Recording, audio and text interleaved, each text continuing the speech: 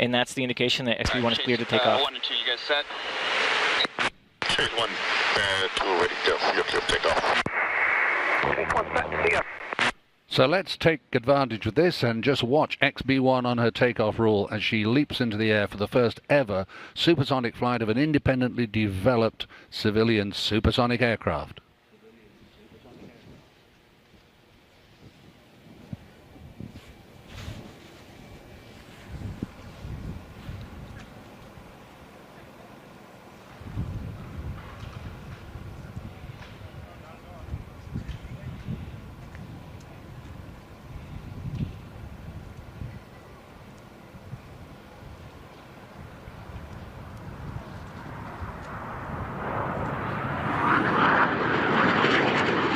And she's airborne.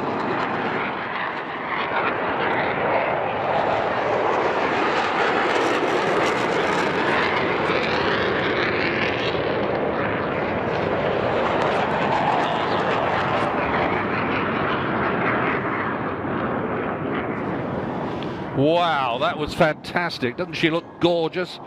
Especially when the gear's up, she looks an absolutely beautiful airplane. And in the pilot's world, we say that if an aircraft looks right, she'll fly right. And XB-1 certainly looks right. The psychiatrists, in fact, tell us that an aircraft like XB-1 looks great, and we like it because it appeals to both sides of the brain. The left side for its technology and the right side for its stunning good looks. Actually,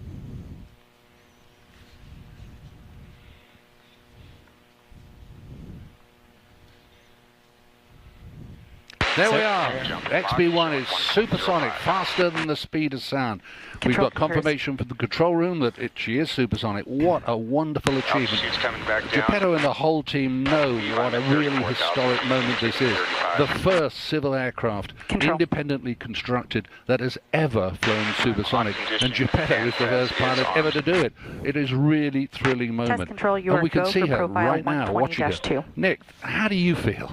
Fantastic. Mike, I've been working on this program for years. Not just me. So many people have poured years worth of effort into this moment.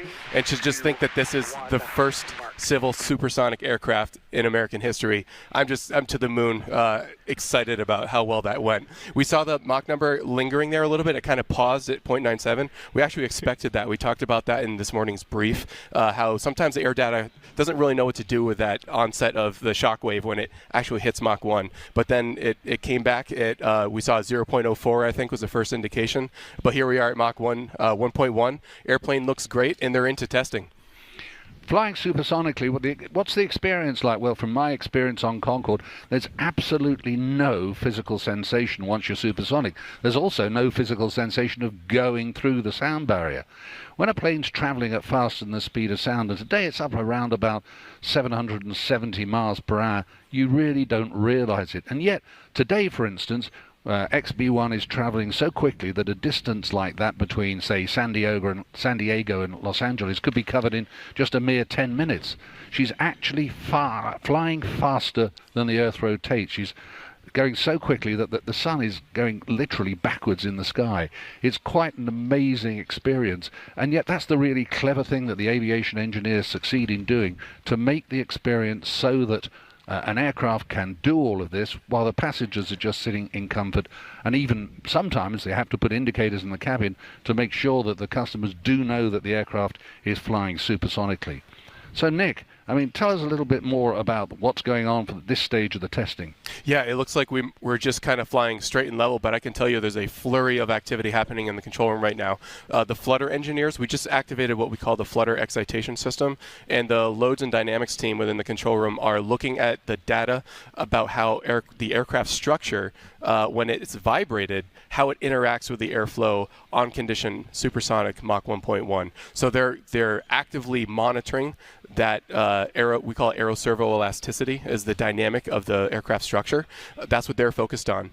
As soon as that flutter test is complete, we're going to enter a phase that we call a flying qualities, handling qualities block, and that's evaluating how XB-1 is to fly. The flying qualities portion relates to the hands-off behavior of the aircraft. Geppetto will actually disturb the airplane in roll, pitch, and yaw, and then he'll get actively in the loop for the handling qualities block and test what it's like to maneuver. Yeah, I'll just say right now we've decelerated back from the speed of sound, and the reason I believe that is for airspace considerations, which we only have a limited amount of airspace to work with here, which kind of limits how much testing we can get done on any one pass. 2, 1, mark. So that's the mark for Geppetto to select the undercarriage down. Here she comes.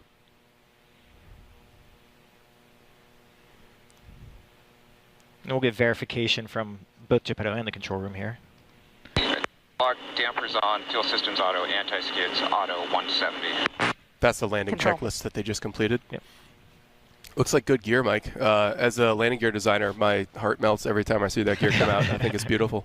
And this is a really special landing gear, isn't it? It is. It's bespoke for XB-1. It was a custom gear. Yeah. It's So we're probably about a 6 mile from landing now. I would expect that LSO to take over the comms here momentarily, and that'll be exciting to listen to. So let's listen into the LSO comms. yeah. I just want to mention we have 2 LSOs who have supported us on this mission. Zach Pleiss, call sign Sprite, again a former naval aviator, and Charles Wickware, call sign Wignut. I believe we're going to hear Charles on the comms today, would be my guess. But both of them are here today. It's a big flight, and obviously, we all want to be a part of it. So what we'll be listening for is Paddles contact in a very nice, calm, friendly voice. And then you'll hear Paddles giving advice to Geppetto about being on glide path, on center line, or maybe even slightly above, or slightly below, or slightly left, or slightly right. And Geppetto's got enough experience flying XB-1 and the XB-1 simulator. He's got many, many hours. Hundreds of flying the landings, simulator. yeah. So he'll be really familiar with this. So it's just an additional piece of assistance for him to get the right approach path and the right speed. Yeah, Yeah, XB-1 is a test aircraft, and so this is a brand new system. There it is. We'll listen in. Headwind 79. Strong glide slope, strong center line. Test 1.8. So you have glide slope center line and test given the 1.8 fuel call.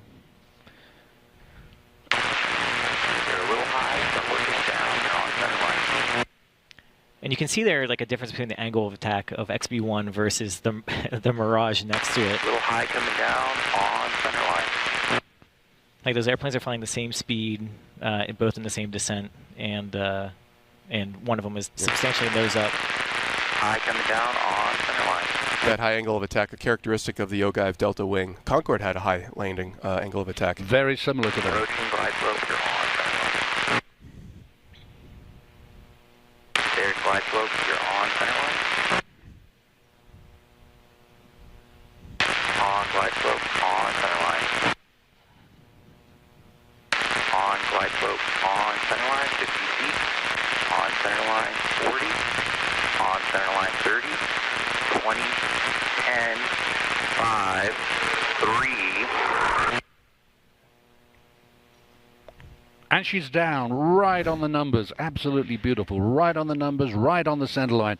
And I'm going to turn around and watch her roll out down the runway. What a beautiful sight, and what a really successful day. Good brakes. Awesome. Getting a little bit of a flyby from the T-38 and the Mirage F1.